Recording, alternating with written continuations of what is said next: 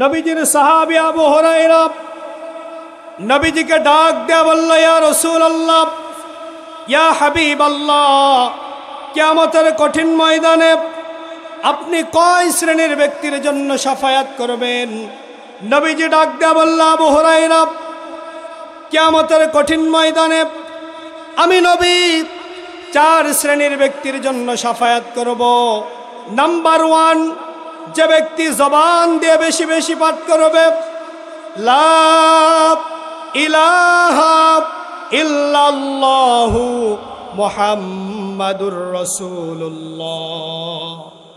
যে ব্যক্তি জবান দিয়ে বেশি বেশি কালেমায়ে তয়্যিবা পাঠ করবে, নবীজি বলেছেন দৈনিক যে ব্যক্তি 100 বার করে কালেমায়ে তয়্যিবা পাঠ করবে, কাল কিয়ামতের ময়দানে আল্লাহ রাব্বুল আলামিন ওই ব্যক্তির চেহারাকে পূর্ণিমার চাঁদের মতো উজ্জ্বল করে দিবে। নবীজি মাঝে মধ্যে সাহাবীদেরকে বলতেন, সাহাবীরা তোমরা তোমাদের ঈমানকে আপডেট করো, নতুন করো। সাহাবায়ে কেরাম জিজ্ঞেস করতো, ইয়া রাসূলুল্লাহ, ইয়া হাবিবাল্লাহ, আমরা কিভাবে আমাদের ঈমানকে আপডেট করব? নবীজি বলতো, তোমরা বেশি বেশি জবান দিয়ে কালেমায়ে তয়্যিবা পাঠ করো। যে ব্যক্তি জবান দিয়ে বেশি বেশি কালেমায়ে তয়্যিবা পাঠ করবে, আমি নবী ওই ব্যক্তির জন্য শাফায়াত করে তাকে আল্লাহর জান্নাতে পৌঁছায়া দিব। কোন একদিন এদেশের আকাশে কালিমার পতাকা দুলবে, সেদিন সবাই খোদাই বিধান পেয়ে দুঃখ বেদনা ভুলবে, ঠিক কিনা? সেদিন আর রবে না হাহাকার, অন্যায় জুলুম অবিচার থাকবে না কদাচার, দুর্নীতি পাপাচার সকলেই শান্তিতে থাকবে। সেদিন সবাই খোদাই বিধান পেয়ে দুঃখ বেদনা ভুলবে, ঠিক কিনা আমার ভাইয়েরা?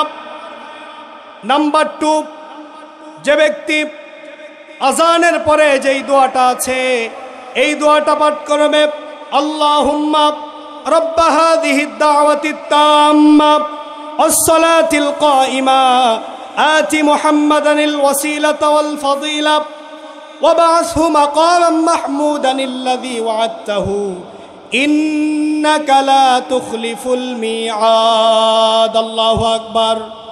যে ব্যক্তি আজানের পরে আজানের দোয়াটা পাঠ করবে, ইভেন আল্লাহর ডাকে সাড়া দিয়ে আল্লাহর ঘর মসজিদে গিয়ে নামাজ আদায় করবে, আমার ভাইরা, নবীজি বলেছেন আমি ওই ব্যক্তির জন্য শাফায়াত করে তাকে আল্লাহর জান্নাতে পৌঁছায়া দিব। এজন্য আজান হওয়ার সাথে সাথে মসজিদে যাওয়ার দরকার আছে না নাই? আজানের দোয়াটা পাঠ করার দরকার আছে না নাই? কিন্তু যুবক, ফজরের সময় তোমার ঘুমটা ভাঙে না, মুরব্বি জোহরের সময় আপনাকে মসজিদে খুঁজে পাওয়া যায় না, আপনার বয়স তো কম হলো না। যুবক, এই যৌবনকালের ইবাদত আল্লাহর কাছে সবচাইতে দামি।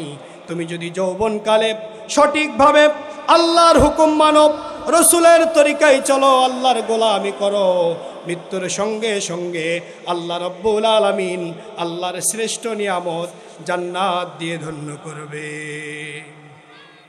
তাহলে নবীজি বললেন 2 নাম্বার, আমি ওই ব্যক্তির জন্য শাফায়াত করব যা আজানের জবাব দিবে এবং আল্লাহর ঘর মসজিদে গিয়ে আল্লাহর কুদরতি কদম মুবারকে সিজদা দিবে। নবীজি ওই ব্যক্তির জন্য শাফায়াত করে তাকে আল্লাহর জান্নাতে পৌঁছায়া দিবে। আজান কানে শুনিয়া কেমনে থাকো বসিয়া, আজান কানে শুনিয়া কেমনে থাকো ঘুমায়া, নামাজের লাগিয়া কি তোর মোটেও মায়া লাগে না? চিন্তা করে দেখো না কবরে কি যাইবা না, এ দুনিয়ার সবই পর, কবর যে তোর আসল ঘর, ঠিক কিনা? এ দুনিয়ার সবই পর, কবর যে তোর আসল ঘর, সেই কবরে আল্লাহ ছাড়া বন্ধু কেহ থাকবে না। চিন্তা করে দেখো না কবরে কি যাইবা না। নাম্বার 3, নবীজি বললেন যে ব্যক্তির মৃত্যুটা মদিনায় হবে। নাম্বার 4, যে ব্যক্তি নবীজির রওজা জিয়ারত করবে। নবীজি বলেছেন মান যারা কবরি ওয়াজাবাত লাহু শাফাআতি, যে আমার রওজা জিয়ারত করবে আমি ওই ব্যক্তির জন্য শাফায়াত করে তাকে আল্লাহর জান্নাতে পৌঁছায়া দিব। ভালোবাসার জায়গা মদিনা, সবাই বলেন ভালো লাগার জায়গা মদিনা, ভালোবাসার জায়গা মদিনা, ভালো লাগার জায়গা মদিনা। এত সুন্দর জায়গা কোথাও দেখি না, সাজিয়েছেন দয়াল রব্বানা। ভালো লাগার জায়গা মদিনা, ভালোবাসার জায়গা মদিনা, ভালো লাগার জায়গা মদিনা। সোনার মদিনায় যেতে মন চাই কি চাই না? আল্লাহ রাব্বুল আলামিন জীবনে একটিবার হলেও যেন আমাদেরকে মক্কা মদিনায় যাওয়ার তৌফিক দান করে। সবাই বলি আমিন। সম্মানিত উপস্থিতি, আজকে আমরা পবিত্র কোরআনুল কারীমের 23 নম্বর সূরা আল মুমিনুন থেকে আলোচনা শুনব। কোন সূরা থেকে? সূরা আল মুমিনুনের মধ্যে আল্লাহ রাব্বুল আলামিন 7টা গুণের কথা বর্ণনা করেছেন। যদি কোনো বান্দি এই 7টা গুণ অর্জন করতে পারে, আল্লাহর নবী বলেছেন পিতা মারা গেলে সন্তান যেরকম সম্পদের ওয়ারিস হয়ে যায়, এই 7টা গুণ যারা অর্জন করবে মৃত্যুর সঙ্গে সঙ্গে তারা আল্লাহর জান্নাতের ওয়ারিস হয়ে যাবে। বলেন সুবহানাল্লাহ। সূরা আল মুমিনুন পবিত্র কোরআনুল কারীমের 23 নম্বর সূরা। এই সূরাতে আয়াত আছে মোট 118টি, রুকু আছে 6টি। বিশ্বনবী সাল্লাল্লাহু আলাইহি ওয়াসাল্লামের মক্কার জীবনীতে সূরাটি নাজিল হয়েছে। আমার ভাইয়েরা, সর্বপ্রথম আমরা সূরাটির শানে নুজুল জানব। একদিন নবীজির সাহাবী হযরত ওমরে ফারুক রাদিয়াল্লাহু তাআলা আনহু সাহাবা একরামের সাথে নবীজির দরবারে বসে আছে। নবীজির সাহাবী হযরত ওমরে ফারুক রাদিয়াল্লাহু তাআলা আনহু সহ কয়েকজন সাহাবী নবীজির দরবারে বসে আছে। এমন সময় সাহাবীরা নবীজির চেহারার দিকে তাকায়া দেখে নবীজির চেহারার চতুর সাইডে মৌমাছির মতো গুনগুন আওয়াজ শোনা যাচ্ছে। বলেন আল্লাহু আকবার। নবীজির চেহারাটা ঘেমে যাচ্ছিল। সাহাবা একরাম মনে মনে ধারণা করছে যে মনে হয় নবীজির উপরে ওহির বাণী নাজিল হচ্ছে। আমার ভাইয়েরা, কিছুক্ষণ পরে আল্লাহর নবী, বিশ্ব নবী জনাবে মুহাম্মদুর রাসূলুল্লাহ সাল্লাল্লাহু আলাইহি ওয়াসাল্লাম সাহাবীদেরকে ডাক দেয়া বলল, সাহাবীরা রে, এই মুহূর্তে ফেরেশতা জিবরাইল আমার কাছে এসেছিল। সূরা আল মুমিনুনের 10টা আয়াত আমার উপরে নাজিল করলো। এই 10টা আয়াতের মধ্যে আল্লাহ রাব্বুল আলামিন 7টা গুণের কথা বর্ণনা করেছেন। যদি কোনো ইমানদার বান্দাবান্দি এই 7টা গুণ অর্জন করতে পারে, আল্লাহ রাব্বুল আলামিন মৃত্যুর সঙ্গে সঙ্গে তাদেরকে জান্নাতের ওয়ারিস বানায়া দিবে। আমার ভাইয়েরা, আল্লাহ রাব্বুল আলামিন বলেন قد أفلح المؤمنون الذين هم في صلاتهم خاشعون। আল্লাহ রাব্বুল আলামিন বলেন নিশ্চয় মুমিনেরা সফল কাম হয়েছে। মুমিনের 1 নাম্বার গুণ, মুমিন খুশু খুজুর সাথে নম্রভাবে ধীরস্থিরভাবে নামাজ আদায় করবে। আমার ভাইয়েরা, নবীজি সাল্লাল্লাহু আলাইহি ওয়াসাল্লাম কিভাবে নামাজ আদায় করতেন জানার দরকার আছে না নাই? নবীজি যখন নামাজে দাঁড়াইতেন, নামাজের মধ্যে এত লং টাইম ধরে দাঁড়িয়ে থাকতেন, নবীজির পা গুলো ফুলে যাইত। আমার ভাইয়েরা, নবীজি যখন রুকুতে যাইতেন, আম্মা জান আয়েশা রাদিয়াল্লাহু তাআলা আনহা বর্ণনা করেছেন, আমি মনে করেছি নবীজি মনে হয় আর কখনো রুকু থেকে মাথা উঠাবে না। নবীজি যখন চলে যেতেন সেজদায় যাওয়ার পরে নবীজি এত লং টাইম ধরে সেজদার মধ্যে কাটাইতেন। আম্মা জান আয়েশা বর্ণনা করেছেন, আমি মনে করতাম নবীজি আর কখন রুকু থেকে মাথা উঠাবে না, এটাই মনে হয় নবীজির জীবনের শেষ রুকু। আপনি যদি প্রকৃত মুমিন হতে চান, আপনাকে গুণ অর্জন করতে হবে 60টা। একটু জোরে বলেন কয়টা?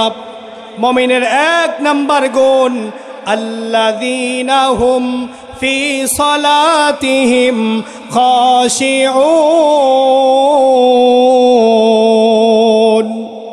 মুমিন খুশু খুজুর সাথে ধীরস্থিরভাবে নম্রতার সাথে নামাজ আদায় করবে।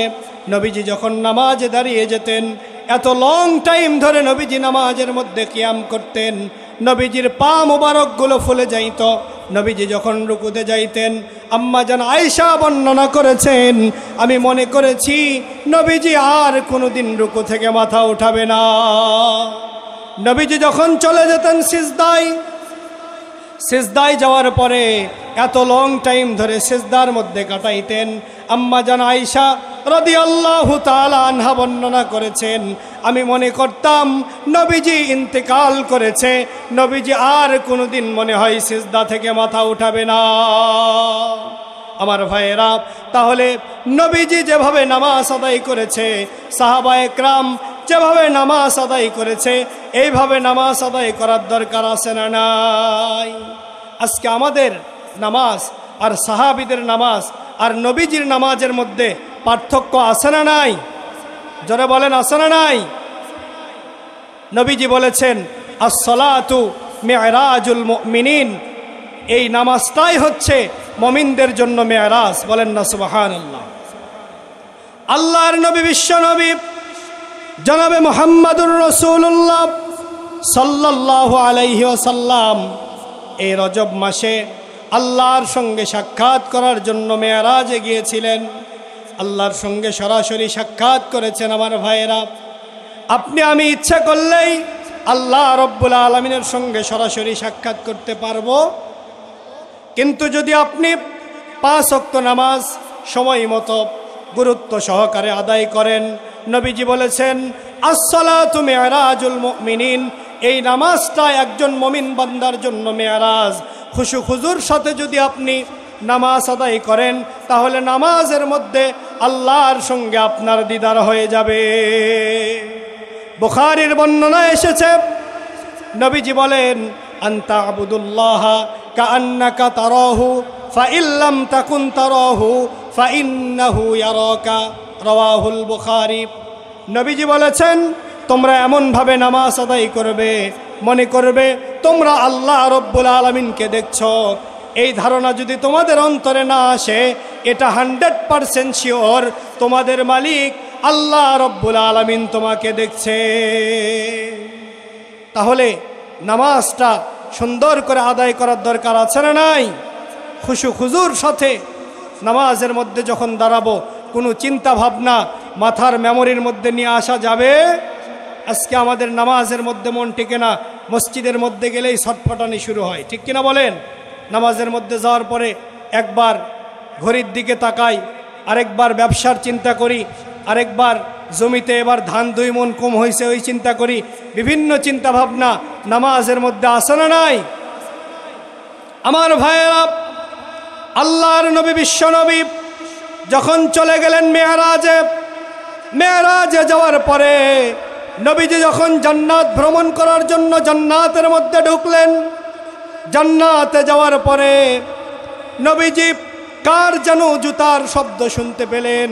ফেরেশতা জিবরাইলকে ডাক দেয়া বলছে, ভাই জিবরাইল, কার জুতার আওয়াজ শোনা যায়?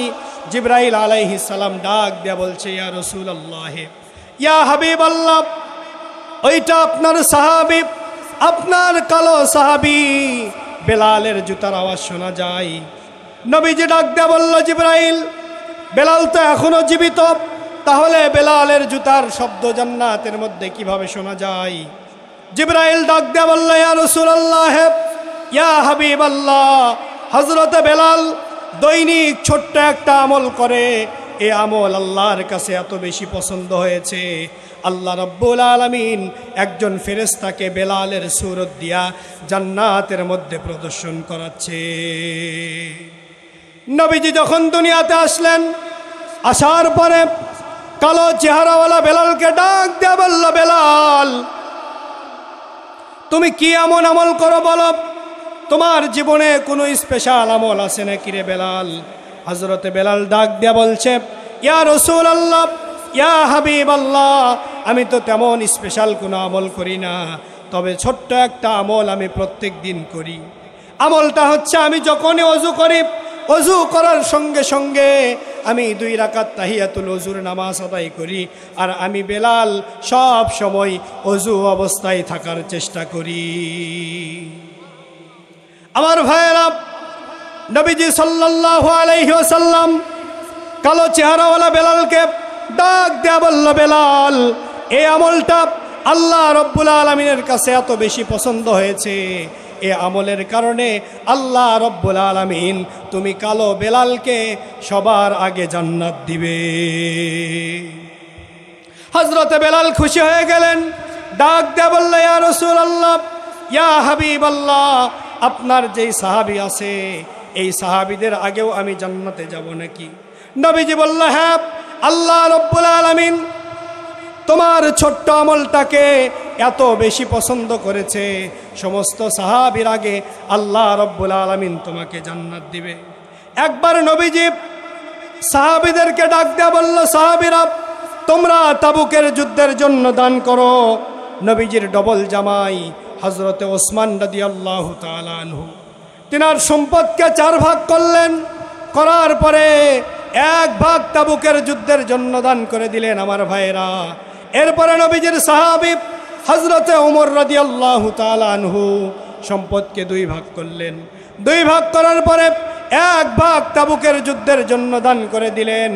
এবার নবীজির সাহাবী হযরতে আবু বকর সিদ্দিক রাদিয়াল্লাহু তাআলা আনহু তাবুকের যুদ্ধের জন্য সামর্থ্য অনুযায়ী দান করলেন।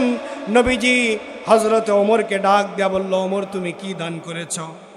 হযরতে ওমর বলল, ইয়া রাসূলুল্লাহ, ইয়া হাবিবাল্লাহ, আমি আমার সম্পদকে 2 ভাগ করেছি, করার পরে 1 ভাগ তাবুকের যুদ্ধের জন্য দান করেছি। ওসমানকে ডাক দিয়া বলছে, ওসমান তুমি তাবুকের যুদ্ধের জন্য কি দান করেছ? হযরতে ওসমান বলছে, আমার সম্পদকে 4 ভাগ করার পরে আমি 1 ভাগ তাবুকের যুদ্ধের জন্য দান করেছি। এবার হযরতে আবু বকরকে নবীজি বললেন না, আবু বকর তুমি কি দান করেছ? নবীজি আবু বকরকে ডাক দেয়া বলছে, আবু বকর তুমি বলো তুমি বাসায় কি রেখে এসেছো? এবার আবু বকর ডাক দেয়া বলে, ইয়া রাসূলুল্লাহ, ইয়া হাবিবাল্লাহ, নবী গো, আমি বাড়িতে যা কিছু ছিল, জাগতিক সম্পদ বলতে যা কিছু বুঝাই, আমি সব কিছু তাবুকের যুদ্ধের জন্য দান করে দিয়েছি। শুধু আমার বাড়িতে আমি আল্লাহ এবং আল্লাহর রসুলকে রেখে এসেছি। হযরতে বেলাল নবীজিকে ডাক দেয়া বলল, ইয়া রাসূলুল্লাহ, আপনার সাহাবী আবু বকরের আগেও আমি জান্নাতে যাব নাকি? নবীজি বলল, বেলাল আল্লাহ রাব্বুল আলামিন তোমাকে সমস্ত সাহাবীর আগে জান্নাত দিবে। হযরতে বেলাল আরো আশ্চর্য হয়ে গেল, ডাক দেয়া বলছে, ইয়া রাসূলুল্লাহ, ইয়া হাবিবাল্লাহ, আপনি যদি বেয়াদবি মনে না করেন আরেকটা প্রশ্ন আপনাকে করতে চাই, আমি বেলাল আপনি নবীর আগেও জান্নাতে যাব নাকি? এবার নবীজি ডাক দেয়া বলল, বেলাল আল্লাহ রাব্বুল আলামিনের কাছে তোমার ওই ছোট্ট আমলটা এত বেশি পছন্দ হয়েছে, আল্লাহ রাব্বুল আলামিন আমি নবীর আগে তুমি বেলালকে জান্নাত দিবে। আরেকটু জোরে বলেন সুবহানাল্লাহ।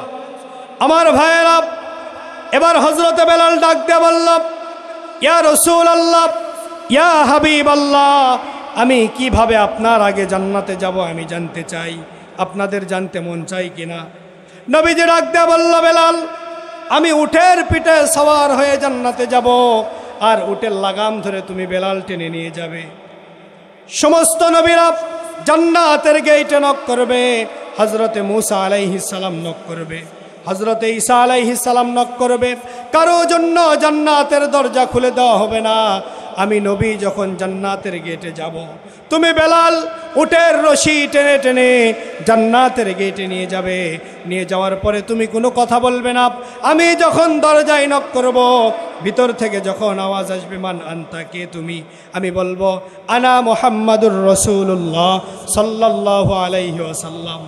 আমার জন্য যখন জান্নাতের গেটটা খুলে দেওয়া হবে, এইবার বেলাল তুমি বলো তো, তুমি যখন উটের রশিটা টেনে টেনে জান্নাতের মধ্যে প্রবেশ করাবে, তুমি বেলাল আগে প্রবেশ করবে না আমি নবী আগে জান্নাতে প্রবেশ করব?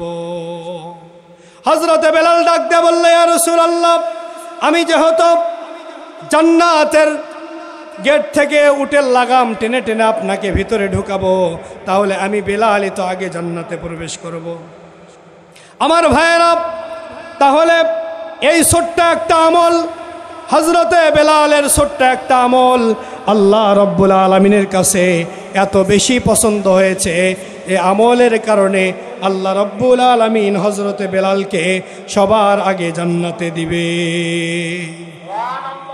তাহলে এই ছোট্ট একটা আমল, যখনই আমরা ওযু করব, ওযু করার পরে আমরা চেষ্টা করব 2 রাকাত তাহিয়াতুল ওযুর নামাজ আদায় করার জন্য। করব তো ইনশাল্লাহ?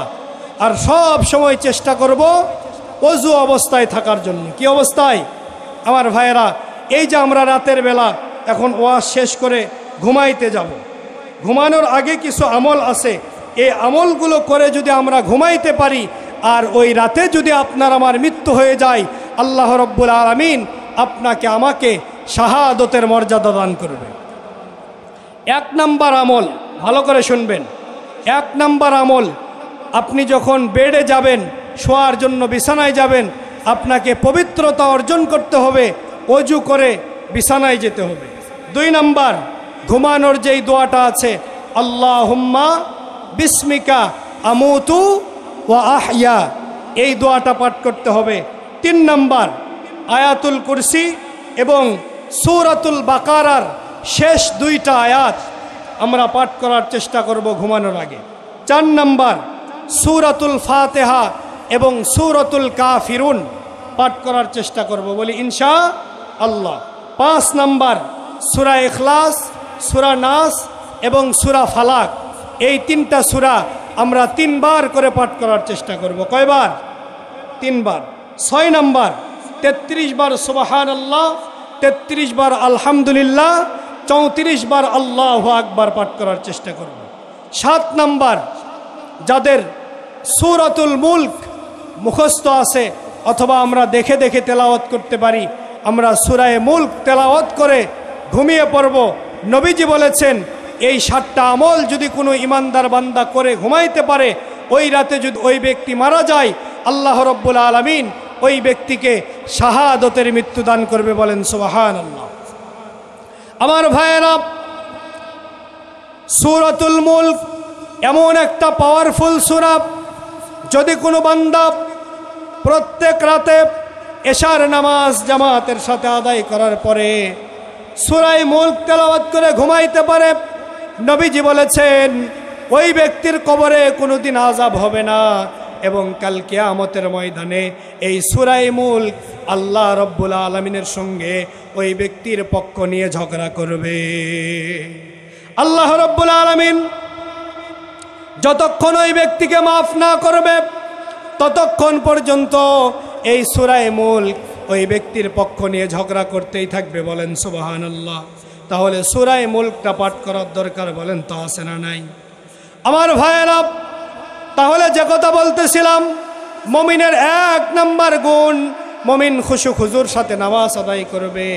আমার নবীজি এই নামাজ কায়েম করার জন্য কালেমার দাওয়াত দিতে গিয়ে, নামাজের দাওয়াত দিতে গিয়ে কষ্ট করছে না করে নাই? আরেকটু আস্তে বলেন, আরো আস্তে বলেন। আমার ভাইয়েরা, নবীজি যখন এই কালেমার দাওয়াত নিয়ে গেলেন তায়েফের ময়দানে, তায়েফের কাফেরেরা নবীজির শরীর থেকে রক্ত ঝরালো। নবীজি যখন গেলেন উহুদের ময়দানে, নবীজির দান মোবারক শহীদ করা হলো। সর্বশেষ নবীজির ইন্তেকালের আগে নবীজি 13 থেকে 14 দিন অসুস্থ। আমার ভাইয়েরা, একবার হুঁশ আরেকবার বেহুশ। আল্লাহর নবী, বিশ্ব নবী জনাবে মুহাম্মাদুর রাসূলুল্লাহ সাল্লাল্লাহু আলাইহি ওয়াসাল্লাম তিনার হুঁশ একবার ফিরে আসলো। আসার পরে আজান কানের মধ্যে আসলো। নবীজি হযরতে আবু বকরকে ইমামতির দায়িত্ব দিয়ে দিলেন। নামাজের সময় হয়ে গিয়েছে, আবু বকরের ইমামতিতে নামাজ চলতেছে। আম্মা জান আয়েশাকে নবীজি ডাক দিয়ে বলল, আয়েশা আমাকে একটু হুজরাখানা থেকে আলগা করে ধরো, আমি সাহাবীদের নামাজের দৃশ্যটা দেখতে চাই। আমার ভাইয়েরা, এবার যখন নবীজিকে হুজরা মুবারক থেকে যখন উঁচু করে ধরা হলো, নবীজি সাহাবীদের নামাজের দৃশ্যটা দেখছে।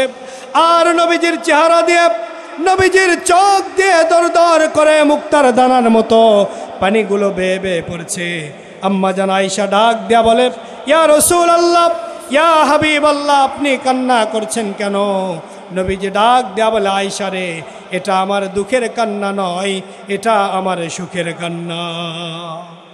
কারণ যেই নামাজের দাওয়াত দিতে গিয়ে, কালেমার দাওয়াত দিতে গিয়ে, দিন প্রচার করতে গিয়ে তায়েফের ময়দানে কাফেরেরা আমার শরীর থেকে রক্ত ঝরিয়েছে, উহুদের ময়দানে আমার দান্দান মোবারক শহীদ করেছে। আজকে আমার সাহাবীরা সেই নামাজ জামাতের সাথে আদায় করেছে। আমি চাই আমার উম্মতেরা যেন কিয়ামতের আগ পর্যন্ত এভাবেই জামাতের সাথে নামাজ আদায় করে। আর একটু জোরে বলেন না সুবহানাল্লাহ। তাহলে জামাতের সাথে নামাজ আদায় করার দরকার আছে না নাই? আজকে আমাদের নামাজ পড়তে ভালো লাগে না। দেখবেন কিছু কিছু মানুষ আছে, ওর নামাজ নাই, রোজা নাই, সারাদিন ভণ্ড পীরের দরবারে গিয়ে বসে থাকে, আছে না নাই?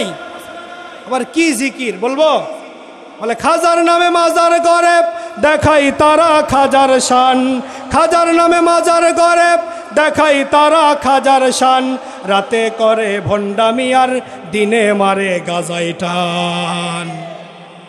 আবার দেখবেন কিছু কিছু মানুষ আছে, বলে গাউসে আজম, গাউসে পাক, নামাজ রোজা সব মাপ। ঠিক কিনা বলেন? নামাজ কোনোদিন মাফ হতে পারে? আল্লাহ রব্বুল আলামিন পবিত্র কোরআনুল কারীমের মধ্যে ইরশাদ করেন, ইন্নাস সালাতা কানাত আলাল মুমিনিনা কিতাবাম মাওকুতা, নিশ্চয় আমি মুমিন বান্দা বান্দীদের উপরে নির্দিষ্ট টাইমে 5 ওয়াক্ত নামাজ ফরজ করে দিয়েছি। কয় ওয়াক্ত? কিন্তু দেখবেন কিছু কিছু মানুষ আছে, ওরা 5 ওয়াক্ত নামাজ পড়ে না, শুধু শুক্রবার দিন আসে। ঠিক কিনা বলেন? আবার মাঝে মধ্যে শুক্রবারেও মিস করে। অরিজিনাল মুসল্লি হলো তারা 5 ওয়াক্ত নামাজ জামাতের সাথে আদায় করে যারা। ঠিক কিনা? আগের জামানায় মসজিদগুলো ছিল কাঁচা, কিন্তু মানুষের ঈমান ছিল পাকা। দিন দিন মসজিদগুলো হচ্ছে টাইলস করা, আর মানুষের ঈমান হয়ে যাচ্ছে কাঁচা। ঠিক কিনা? তাহলে ঈমানটা মজবুত করার দরকার আছে না নাই? নবীজি বলেছেন, লা সালাতা লা ঈমানা, যার নামাজ নাই তার ঈমান নাই। মান তারাকা সালাতান মুতাআম্মিদান ফাকাদ কাফারা, যে ব্যক্তি ইচ্ছা করে 1 ওয়াক্ত নামাজ ছেড়ে দিল, ফাকাদ কাফারা, সে আর মুসলমান থাকলো না, সে অবশ্যই কাফের হয়ে গেল। আজকে যদি আপনি ডাক্তারের কাছে যান, আপনার ডায়াবেটিস চেক করার পরে ডাক্তার যদি বলে আপনার ডায়াবেটিস তো বেড়ে গিয়েছে, আজকে থেকে আপনি চিনি খাওয়া কমায় দিবেন, চায়ের দোকানে গিয়ে বলে ভাই চিনি ছাড়া চা দাও, এ কথা বলেন না কেন? যদি আপনার প্রেশার হাই হয়, ডাক্তার যদি বলে গরুর গোশত কম খাবেন, যেই জিনিসগুলো খেলে আপনার প্রেশার বাড়বে, এই জিনিসগুলো আপনি একটু কম খাবেন, তাহলে আপনার প্রেশারটা নিয়ন্ত্রণে থাকবে। তাহলে গরুর গোশত দেখলেই মনে হয় ডাক্তার তো বলেছিল গরুর গোশত খেলেই কি বাড়বে, কথা বলেন আবারে। অথচ আল্লাহ রব্বুল আলামিন 1 নয় 2 নয় 82 বার বলল, বান্দা নামাজ পড়ো, নামাজ কায়েম করো। আজকে আমরা এমন মুসলমান, নিজেকে ইমানদার দাবি করি, অথচ নামাজ পড়ি না। নবীজি যখন ইন্তেকাল করবে, ইন্তেকালের আগ মুহূর্তে নবীজির কয়েকটা কথা জবান দিয়ে বারবার উচ্চারিত হচ্ছিল। তার মধ্যে একটা কথা নবীজি বারবার বলেছিলেন, আসসালাত আসসালাত, নামাজ নামাজ, আমার উম্মতেরা নামাজ ছেড়ে দিও না। আজকে আমরা সেই নবীর উম্মত, নিজেকে দাবি করি মুসলমান, নিজেকে দাবি করি ইমানদার। অনেকে বলে হুজুর নামাজ না পড়লে কি হবে, আমার ইমান ঠিক আছে। আছে না নাই? আর কথা শুনলে মনে হয় সিমেন্ট বালু দিয়ে ওর ইমানকে পাকা করছে। নবীজি বলেছেন, লা সলাতা লা ঈমানা, যার নামাজ নাই তার ঈমান নাই। বাইনাল আবদি ওয়া বাইনাল কুফরি তারকুস সালাত, বান্দা এবং মুসলমানের মধ্যে পার্থক্যই হচ্ছে নামাজ। তাহলে এই নামাজটা আদায় করার দরকার আছে না নাই? আমার ভাইয়েরা, আপনি যদি 5 ওয়াক্ত নামাজ আদায় করেন, করার পরে আপনি আল্লাহর কাছে যেই দোয়া করবেন, আল্লাহ রাব্বুল আলামিন আপনার সেই দোয়াটাই কবুল করবে। কিন্তু নামাজ না পড়ে কিয়ামতের আগ পর্যন্ত যদি আপনি দোয়া করেন, একটা দোয়াও আল্লাহর দরবারে কবুল হবে? আরো জোরে বলেন। আমার ভাইয়েরা, নবীজির একজন সাহাবী হযরতে আবু হুরায়রা রাদিয়াল্লাহু তাআলা আনহু সব সময় নবীজির দরবারে বসে থাকতেন, পাগলের মতো বসে থাকতেন আর নবীজির কাছ থেকে হাদিস শিখতেন। একদিনের ঘটনা, বাড়িতে ফিরতে আবু হুরায়রা একটু দেরি করেছে। বাড়িতে যাওয়ার পরে দরজায় নক করেছে। ভিতর থেকে মা রেগে বলছে, কে? আবু হুরায়রা বলছে, আমি তোমার সন্তান আবু হুরায়রা। মা দরজা খুলে দিয়েছে। দেওয়ার পরে ডাক দেয়া বলছে, আবু হুরায়রা কোথায় গিয়েছিলে? আবু হুরায়রা ডাক দেয়া বলছে, আমি মুহাম্মদ আরবি সাল্লাল্লাহু আলাইহি ওয়াসাল্লামের দরবারে গিয়েছিলাম। বলার সঙ্গে সঙ্গে আবু হুরায়রার মা আবু হুরায়রাকে প্রহার করা শুরু করেছে। আবু হুরায়রা কাঁদতে কাঁদতে নবীজির দরবারে গিয়েছে। যাওয়ার পরে বলছে, ইয়া রাসূলুল্লাহ, ইয়া হাবিবাল্লাহ, আমি আপনার দরবারে আসি, এটা ছাড়া অন্য কোনো অপরাধ আমার নাই। এই কথা বলার কারণে আমার মা আমাকে প্রহার করেছে। নবীজি বলছে, আবু হুরায়রা, তোমার মায়ের বিরুদ্ধে নালিশ দিয়ে লাভ নেই, আমি তো তোমার মায়ের বিচার করতে পারবো না রে আবু হুরায়রা। নবীজি এই কথা বলার সঙ্গে সঙ্গে আবু হুরায়রা ডাক দেয়া বলছে, ইয়া রাসূলুল্লাহ, হে ইয়া হাবিবাল্লাহ, আমার মায়ের বিরুদ্ধে নালিশ দেওয়ার জন্য আসি নাই, আমি এসেছি আপনি আমার মায়ের জন্য হেদায়েতের দোয়া করুন। নবীজি সঙ্গে সঙ্গে দুহাত তুলে আল্লাহর কাছে দোয়া করা শুরু করলেন। আবু হুরায়রা দৌড় দিয়েছে। পেছন থেকে একজন সাহাবী আবু হুরায়রাকে ডাক দেয়া বলছে, আবু হুরায়রা কোথায় যাও? আবু হুরায়রা বলছে, আমি বাড়িতে যাই, আমি দেখতে চাই নবীর দোয়া আগে কবুল হয় নাকি আমি আবু হুরায়রা আগে বাড়িতে যাই।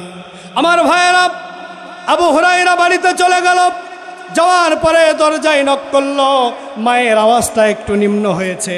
মা দরজাটা খুলে দিয়েছে। ডাক দেয়া বলছে, বাবা আবু হুরায়রা, আমি তো বুঝতে পারি নাই, আমি না বুঝে তোমাকে প্রহার করেছি। আমি গোসল করে রেডি হয়ে আছি, আমি কালেমা পরে মুসলমান হতে চাই, আমি আর দেরি করতে চাই না। তুমি চলো, আমাকে মুহাম্মদ আরবি সাল্লাল্লাহু আলাইহি ওয়াসাল্লামের দরবারে নিয়ে চলো। আমার ভাইয়েরা, এবার আবু হুরায়রা তার মাকে নিয়ে নবীজির দরবারে চলে গেলেন। নবীজির দরবারে যাওয়ার সঙ্গে সঙ্গে এবার আবু হুরায়রার মা ডাক দেয়া বলছে, ইয়া রাসূলুল্লাহ, ইয়া হাবিবাল্লাহ, আমি তো বুঝতে পারি নাই, আমার সন্তানকে আমি প্রহার করেছি, আমি আর দেরি করতে চাই না, আমাকে আপনি কালেমা পরে মুসলমান বানায়া দেন। দোয়া কবুলের 5টা স্পেশাল সময় রয়েছে। আমার ভাইয়েরা, আজকে অনেকেই বলে হুজুরেরা এত দোয়া করে, হুজুরদের দোয়ার অ্যাকশন নাই, বলে কি বলে না? কিন্তু সমস্যা যে আমার, আমি নামাজ পড়ি না, আমি শুধু শুক্রবার দিন মসজিদে যাই, আমি সুদ খাই, আমি নামাজ পড়ি না, তাহলে কিভাবে দোয়া কবুল হবে? দোয়া কবুলের একটা শর্ত হচ্ছে ইনকামটা হালাল হতে হবে, আরেকটা শর্ত হচ্ছে আপনাকে নামাজি হতে হবে। আমার ভাইয়েরা, দোয়া কবুলের 5টা স্পেশাল সময় রয়েছে। 1 নাম্বার, 5 ওয়াক্ত নামাজের পরে দোয়া করলে দোয়া কবুল হয়। 2 নাম্বার, তাহাজ্জুদের সালাতের পরে দোয়া করলে দোয়া কবুল হয়। 3 নাম্বার, সূর্য যখন ঠিক মানুষের মাথার উপরে দুপুরবেলা চলে আসে, ওই সময় দোয়া করলে দোয়া 100% কবুল। 4 নাম্বার, আজানের পরে দোয়া কবুল হয়। 5 নাম্বার, আজান এবং একামতের মাঝে যেই সময়টা আছে, এই সময়ের মধ্যে যদি কোনো ব্যক্তি দোয়া করে, আল্লাহ রাব্বুল আলামিন তার দোয়া 100% কবুল করবে। মুমিন হতে গেলে আমাদেরকে গুণ অর্জন করতে হবে কয়টা? 2 নাম্বার গুণ অর্জন করতে হবে, ওয়াল্লাযীনা হুম আনিল লাগবি মুরিদুন। 2 নাম্বার, অশ্লীল কথা বাজে কথা বলা থেকে জবানকে বিরত রাখতে হবে। আপনি জবান দিয়ে যা ইচ্ছা তাই বলতে পারবেন। কথা বলার আগে চিন্তা করে কথা বলতে হবে। জবান দিয়ে মানুষের গীবত করা যাবে না, মানুষকে গালি দেওয়া যাবে না, জবান দিয়ে কটু কথা বলে মানুষকে কষ্ট দেওয়া যাবে না, ঠিক কিনা? কিন্তু আপনারা দেখেছেন এই 16-17 বছর ধরে আওয়ামী লীগের সাধারণ সম্পাদক ওবায়দুল কাদের মাঝে মধ্যে জবান দিয়ে মানুষকে কষ্ট দিত কিনা? কথা বলে না, মাঝে মধ্যেই বলতো ফখরুল সাহেব ভালো হয়ে যান, মির্জা ফখরুলের মন খারাপ, পদ্মা সেতু ওই গেল। বলেন তো দেখি, এই কথাগুলো বলে সে মানুষকে কষ্ট দিয়েছে কি দেয় নাই? আবার মাঝে মধ্যে বলতো ভালো হয়ে যাও মাসুদ, ভালো হয়ে যাও মাসুদ তুমি, এই কথাকে বলবে আর পালিয়ে গেছে কাউয়া কাদের, কেউ জানে না খবর তার, ঠিক কিনা? ফখরুল সাহেব কাউয়া কাদের আপনার বাসায় গেছেনি, ঠাকুর গায়ের বাসায় আপনি থাকতে তারে দিছেননি। তার সাথে যে হিসাব বাকি আছে কোটি জনতার, পালিয়ে গেছে কাউয়া কাদের, কেউ জানে না খবর তার। আমার ভাইরা, তাহলে 2 নাম্বার কথা বলার আগে জবানে লাগাম লাগাইতে হবে। 3 নাম্বার ওয়াল্লাযীনা হুম লিয-যাকাতি ফাইলুন, যারা মুমিন হবে তারা হিসাব করে যাকাত আদায় করবে, ঠিক কিনা? এই যে সামনে রমাদান মাস আসতেছে, দেখবেন বাংলাদেশের ম্যাক্সিমাম ধনীরা হিসাব করে যাকাত দেয় না। আজকে যদি আমার বাংলাদেশের ধনীরা হিসাব করে যাকাত দিত, তাহলে বাংলাদেশে কোনো গরিব থাকতো না, যাকাত নেওয়ার মতো মানুষ খুঁজে পাওয়া যেত না, ঠিক কিনা? এজন্য আমি বলি ওই ব্যক্তিই সবচাইতে বড় ডাকাত যে নিজেই খায় নিজের যাকাত, ঠিক কিনা? এজন্য ধনীদেরকে বলবো হিসাব করে যাকাত দিবেন। যাকাত এটা হচ্ছে সম্পদের ময়লা। আপনি যদি যাকাত দেন তাহলে আপনার সম্পদটা পবিত্র হবে, আপনার সম্পদের মধ্যে, আপনার টাকার মধ্যে আল্লাহ রাব্বুল আলামিন বরকত দান করবে। কথা বলেন ঠিক কিনা? আমার ভাইয়েরা, মুমিনের 4 নাম্বার গুণ ওয়াল্লাযীনা হুম লিফুরুজিহিম হাফিজুন, মুমিন নিজের লজ্জা স্থানকে হেফাজত করবে। মুমিনের 5 নাম্বার গুণ, মুমিন কখনো আমানতের খিয়ানত করবে না। মুমিনের 6 নাম্বার গুণ, মুমিন কখনো ওয়াদার খেলাপ করবে না। মুমিনের 7 নাম্বার গুণ, মুমিন নিজেদের সালাতের প্রতি যত্নবান হবে। এই 7টা গুণ যদি কোনো বান্দা, কোনো ইমানদার অর্জন করতে পারে, আমার ভাইরা, 1 নাম্বার খুশু খুজুর সাথে নামাজ আদায় করবে, 2 নাম্বার অশ্লীল কথা থেকে জবানকে বিরত রাখবে, 3 নাম্বার নিজের লজ্জা স্থানকে হেফাজত করবে, 4 নাম্বার যাকাত দিবে, 5 নাম্বার ওয়াদার খেলাপ করবে না, 6 নাম্বার আমানতের খিয়ানত করবে না, 7 নাম্বার সালাতের প্রতি যত্নবান হবে। এই 7টা গুণ যারা অর্জন করবে, আল্লাহ রাব্বুল আলামিন বলেন উলাইকা হুমুল ওয়ারিসুন আল্লাযীনা ইয়ারিসুনাল ফিরদাউস। আল্লাহ রাব্বুল আলামিন বলেন এই 7টা গুণ যারা অর্জন করবে তারাই হবে জান্নাতুল ফিরদাউসের ওয়ারিস। পিতা মারা গেলে সন্তান যেরকম সম্পদের ওয়ারিস হয়ে যায়, ঠিক তেমনইভাবে এই 7টা গুণ যারা অর্জন করবে মৃত্যুর সঙ্গে সঙ্গে তারা আল্লাহর জান্নাতের ওয়ারিস হয়ে যাবে। নাস্তিকেরা মুসলমানদেরকে নামাজ থেকে দূরে সরে রাখার জন্য, দিন থেকে সরে রাখার জন্য মুসলমানদেরকে 5টা প্রশ্ন করল। 1 নাম্বার, নাস্তিকেরা বলল, বলো তো দেখি তোমাদের আল্লাহ এই মুহূর্তে কোন কাজটি করলো। 2 নাম্বার প্রশ্ন করল, তোমাদের আল্লাহ এই মুহূর্তে কোন দিকে তাকায় আছে। 3 নাম্বার প্রশ্ন করল, তোমাদের আল্লাহর আগে কে ছিল, পরে কে থাকবে। 4 নাম্বার প্রশ্ন করছে, তোমাদের আল্লাহ আছে এটা তোমরা বোঝো কিভাবে। 5 নাম্বার প্রশ্ন করছে, তোমাদের নবী যে মেরাজে গিয়েছিল, আসমানের কোন দরজা ভেদ করে মেরাজে গিয়েছিল। এই 5টা প্রশ্নের অ্যান্সার কোরআনেও নেই, হাদিসেও নেই। ওই জামানার ছোট্ট বালক, আমাদের মাযহাবের ইমাম নোমান বিন সাবিত, ছোট্ট বালক ডাক দেয়া বলছে, নাস্তিকেরা এই 5টা প্রশ্নের অ্যান্সার আমি দিতে পারবো। আল্লাহু আকবার বলেন।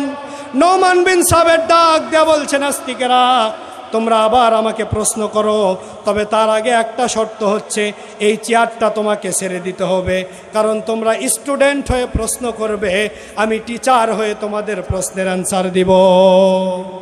এবার 1 নম্বর প্রশ্ন করছে নোমান বিন সাবেত, বলো তো দেখি তোমাদের আল্লাহ এই মুহূর্তে কোন কাজটি করলো? নোমান বিন সাবেত আমাদের মাযহাবের ইমাম, ইমামে আজম আবু হানিফা নাস্তিককে ডাক দেয়া বলছে, নাস্তিক এত কিছু বোঝো, এই সত্য একটা হিসাব বোঝো না। এই মুহূর্তে আমার আল্লাহ রব্বুল আলামিন তোমার মতো বেকুফকে, নাস্তিককে সম্মানের চেয়ার থেকে নামায়া দিয়া আমার মতো ছোট্ট বালক নোমান বিন সাবেতকে সম্মানের চেয়ারে বসায়া দিয়েছে। 2 নম্বর প্রশ্ন করছে তোমাদের আল্লাহ এই মুহূর্তে কোন দিকে তাকিয়ে আছে? আমেরিকার দিকে, নাকি ইন্ডিয়ার দিকে, নাকি পাকিস্তানের দিকে? এবার নোমান বিন সাবেত বলতেছে, একটা মোমবাতি জ্বালাও। মোমবাতি জ্বালানোর পরে নাস্তিকদেরকে বলছে, বলো তো দেখি মোমবাতির আলোটা কোন দিকে ঘুরছে, কোন দিকে তাকিয়ে আছে? নাস্তিকেরা বলছে, মোমবাতির আলো তো চতুর্দিকে ছড়িয়ে আছে। নোমান বিন সাবেত বলছে, আমাদের আল্লাহ রব্বুল আলামিন 24 ঘন্টা সব দিকে তাকায় আছে এবং তিনি সব কিছু দেখতেছে। 3 নম্বর প্রশ্ন করছে তোমাদের আল্লাহর আগে কে ছিল, পরে কে থাকবে? নোমান বিন সাবেত বলছে, একজন অঙ্কবিদকে নিয়ে আসো। একজন অঙ্কবিদকে নিয়ে আসার পরে বলছে, তুমি গণনা করো। গণনা করতে করতে এরকমভাবে 1 থেকে 100 পর্যন্ত গণনা করছে। এককের পরে দশক, দশকের পরে শতক, শতকের পরে হাজার, হাজারের পরে লক্ষ, লক্ষর পরে কোটি, কোটির পরে মিলিয়ন, মিলিয়নের পরে বিলিয়ন, এরকম গণনা করে শেষ করতে পারে না। এবার বলছে তুমি উল্টো দিকে গণনা করো। উল্টো দিকে গণনা করতে করতে 1 পর্যন্ত আসছে। আসার পরে বলতেছে 1-এর আগে তো কিছুই নাই। নোমান বিন সাবেত ছোট্ট মানুষ ডাক দেয়া বলছে, নাস্তিক 1-এর আগে যেরকম কিছুই নাই, আমার আল্লাহর আগেও কেউ ছিল না। এবং তোমরা গণনা করতে করতে যেরকম কোনো দিন শেষ করতে পারবে না, আমার আল্লাহ এখন আছে, গততেও ছিল, আগামীতেও থাকবে, আমার আল্লাহ কোনো দিন নিঃশেষ হবে না। 4 নম্বর প্রশ্ন করছে তোমাদের আল্লাহ আছে, এটা তোমরা বোঝো কিভাবে? এবার নোমান বিন সাবেত সঙ্গে সঙ্গে নাস্তিককে একটা থাপ্পড় মারছে। মারার সঙ্গে সঙ্গে নাস্তিক ডাক দেয়া বলছে, নোমান তুমি আমার গালে থাপ্পড় মারলে কেন? নোমান বিন সাবেত ডাক দেয়া বলছে, তোমার গালে কি কোনো দাগ উঠেছে? তোমার গাল কি কেটে গিয়েছে অথবা ফেটে গিয়েছে? নাস্তিক বলছে না। তাহলে তুমি বুঝলে কিভাবে? নাস্তিক বলছে, আমি অনুভব করেছি তুমি আমাকে থাপ্পড় দিয়েছ। নোমান বিন সাবেত ছোট্ট মানুষ ডাক দেয়া বলছে, আমরাও অনুভব করে বুঝতে পারি এবং আমরা মনে প্রাণে বিশ্বাস করি আমাদের মালিক, আমাদের রব আল্লাহ একজন আছে। 5 নম্বর প্রশ্ন করছে তোমাদের নবী যে মেরাজে গিয়েছিল, আসমানের কোন দরজা ভেদ করে মেরাজে গিয়েছিল? নোমান বিন সাবেত ডাক দেয়া বলছে, ছোট্ট একটা ডিম নিয়ে এসো। ডিম নিয়ে আসার পরে নাস্তিককে বলছে, আল্লাহ রব্বুল আলামিন এই ডিমের ভিতরে বাচ্চা ঢুকাই, এই ডিমের মধ্যে কি কোনো দরজা আছে? নাস্তিক বলছে না। নোমান বিন সাবেত ডাক দেয়া বলছে, আমার আল্লাহ রব্বুল আলামিন মেরাজের রাত্রে আল্লাহর কুদরতে মুহূর্তের মধ্যে 7 আসমান পাড়ি দিয়ে আমাদের নবীকে আল্লাহর বাড়ি আরশে আজিমে নিয়ে গিয়েছে। আমার ভাইয়েরা, এই মেরাজ থেকে সবচাইতে বড় শিক্ষা হলো নামাজ। রজব মাস থেকে আমাদেরকে সবচাইতে বড় যেই শিক্ষা নিতে হবে সেটা হচ্ছে নামাজ। এবং যুবকদেরকে বলবো, এই যৌবনকাল তোমাদের ইবাদত করার সময়, এই যৌবনকালে টিকটক না করে, লাইকি না করে, মেসেঞ্জারে চ্যাটিং না করে, টিকটক না করে টুকটাক আমল করো, পরকালে কাজে আসবে, ঠিক কিনা? আজকে যুবকরা টিকটক করে, ছেলে মানুষ হয়ে মহিলা সাজে, হিজড়া সাজে, এরকম যুবক আছে না নাই? মেসেঞ্জারে চ্যাটিং করে, এরপরে ফ্রি ফায়ার খেলে নিজের জীবনটাকে শেষ করে দিচ্ছে। যুবক ভাইদেরকে অনুরোধ করব, আল্লাহর হুকুম মানো, রসুলের তরিকায় চলো, 5 ওয়াক্ত নামাজ পড়ো। যৌবনকালের হিসাব যদি সঠিকভাবে দিতে পারো, আল্লাহ রব্বুল আলামিন তোমাদেরকে আল্লাহর শ্রেষ্ঠ নিয়ামত জান্নাত দিয়ে ধন্য করবে। বলেন সুবহানাল্লাহ।